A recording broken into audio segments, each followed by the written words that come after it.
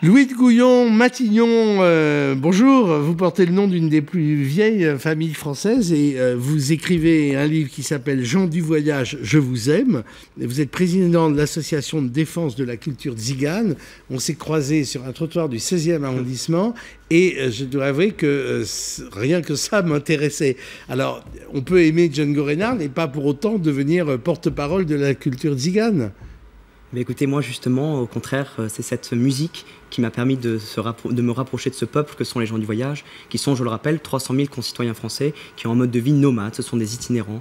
La catégorie administrative gens du voyage regroupe différentes personnes, différentes cultures, comme les gens du cirque, comme les gens des fêtes foraines, etc. Et aujourd'hui, j'essaye de porter davantage leur voix sur le plan médiatique, politique et culturel. Alors j'avais à votre place il y a quelques jours Romanès, le grand fondateur du cirque Romanès, qui disait mais oui, Valls a raison, on n'est pas intégrable et on ne cherche pas à s'intégrer, ça fait des siècles que ça dure. Vous devez beaucoup souffrir du traitement des Roms aujourd'hui dans l'actualité française. Bien sûr, c'est une question qui est très douloureuse. Je rappelle que les Roms sont des citoyens roumains et bulgares. L'appellation Rome n'existe pas sur le plan administratif dans la mesure où la Constitution ne nous permet pas de nous référer à des populations sur des catégorisations ou sur des appellations ethniques. Donc c'est vrai qu'il est dur de voir tous ces concitoyens européens qui véhiculent une partie de notre culture. Nous sommes dans l'Europe, ce sont des citoyens européens, se faire rejeter, se faire, si vous voulez, mettre sur le côté. Je crois que la question des Roms est une question très importante et je crois que le vrai point soulevé à travers cette question est la question de l'Europe. Voulons-nous faire l'Europe? Est-ce qu'on a envie d'aller plus loin avec l'Europe? Est-ce qu'on a envie d'avoir une coopération étatique sur tous les plans, sur le plan de la santé, sur le plan du logement, sur le plan de la culture, sur le plan judiciaire, avec nos voisins des pays de l'Est de l'Europe? C'est la question que je me pose aujourd'hui. Si les Roms affluent, alors peut-être moins que ce que disent certains, mais en tout cas par plusieurs dizaines de milliers en France, c'est aussi en raison des persécutions qu'ils subissent dans leur pays d'origine. Comment avoir des discussions avec ces États qui les persécutent pour en faire des alliés en améliorant leurs conditions de vie là-bas afin qu'ils ne viennent pas ici?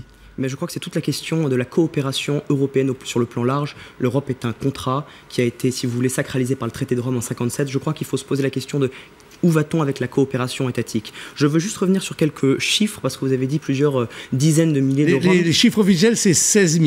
Exactement, il y en a entre 15 et 18 000. On ne sait pas exactement combien. Bon, on peut penser que les chiffres officiels sous-estiment, pas par perversion, mais parce que tout n'est pas... Donc peut-être, voilà, c'est pour ça que je me disais 25-30 000. Je tiens à revenir sur cette question-là, dans la mesure où nous sommes à quelques mois des élections municipales, n'est-ce pas? Et je crois qu'il est important de dire, si vous voulez, qu'aujourd'hui, la question de ces citoyens réfugiés économiques, roumains et bulgares qui migrent dans, si vous voulez, nos grandes métropoles, ne touche que certaines villes et ne touche pas toutes les villes. C'est pour ça que j'appelle les politiques à garder de la retenue sur cette question et à garder de la tempérance.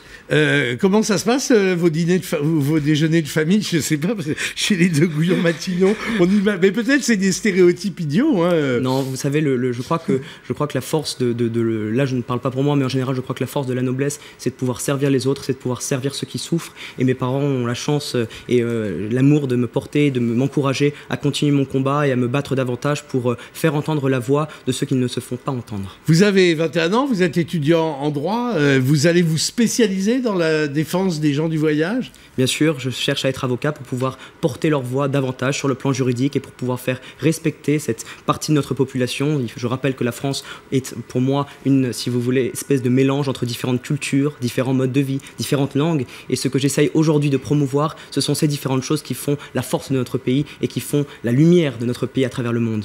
Merci beaucoup Louis de Gouillon-Matignon. Gens du voyage, je vous aime, c'est chez Michalon avec une couverture assez insolite. Merci, et puis on vous fera revenir évidemment volontiers quand la question des Roms ou des gens du voyage se reposera, et l'actualité va pousser à ce qu'elle se repose assez vite. C'est Jean-Jacques Urvoas, député socialiste du Finistère, qui répond à mes questions du oui-non. Puis ensuite, Vincent Herouette, dans son Ainsi va le monde, reviendra sur la déclaration du Premier ministre et la révélation de 2 otages supplémentaires en Syrie.